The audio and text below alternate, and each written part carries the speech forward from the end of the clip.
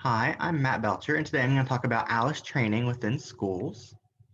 So what is ALICE training? ALICE stands for Alert, Lockdown, Inform, Counter, and Evacuate. These are the steps you would take if there's an active shooter present wherever you are.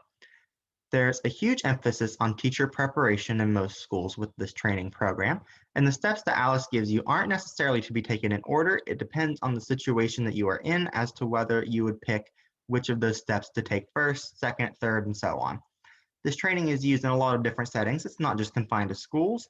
It can be in a healthcare organization, a religious institution, or a business. And a lot of schools conduct this training yearly for students and teachers. Why do schools need this? Schools need this due to the level of gun violence found within the US schools every year. A lot of us know about the Columbine and Parkland high school shootings, and these are some of the more high profile cases that really have drawn attention to the problem within the school system. This training intends to keep students and teachers safe, and students can continue to carry this training with them as they move on to college and their careers throughout the rest of their lives. So how is this training conducted?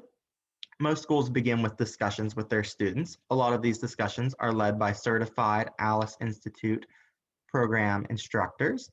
A lot of these instructors will talk about the steps that were already provided in the first slide, and they will go through what each of them means and how to apply them to different situations. After this, schools will have drills to practice being in an active shooter situation. And for more information about the ALICE training program, you can visit the ALICE training website to get a lot of good details on there. So next up, I want to address what concerns arise from ALICE training.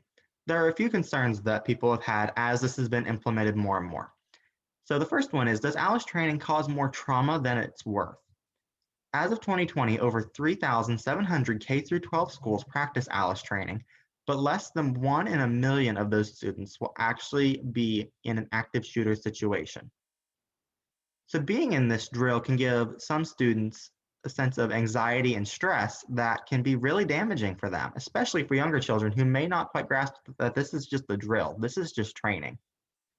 So is it worth putting students under this stress to get them to train for this? Some school officials say that it's worth it because it protects them, and some say that the odds are too slim and that it really isn't worth it. Another concern is the counter concern in ALICE. Some teachers, parents, and school officials worry about teaching this portion of ALICE. Do we want to train students to combat or distract or confuse an armed gunman? This can vary from just throwing items like pencils or throwing a chair or something at the gunman to distract them to get their attention away, or it could be outright attacking them.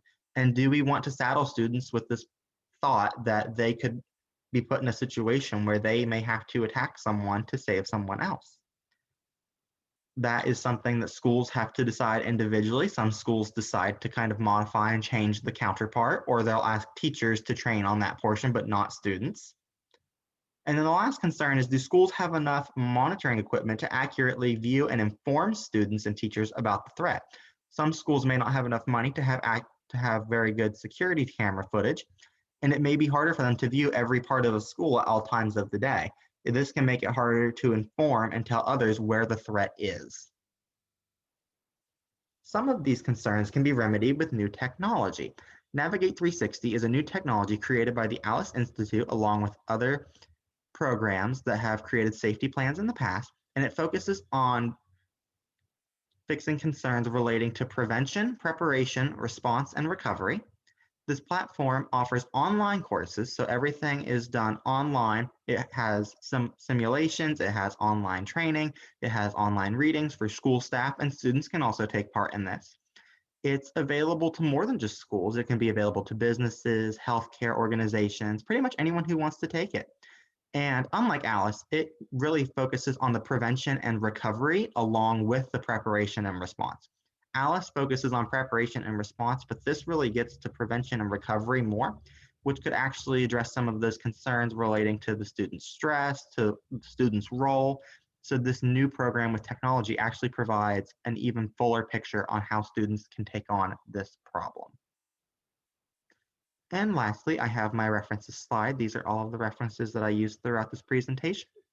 So thank you for watching. I hope you learned more about ALICE training.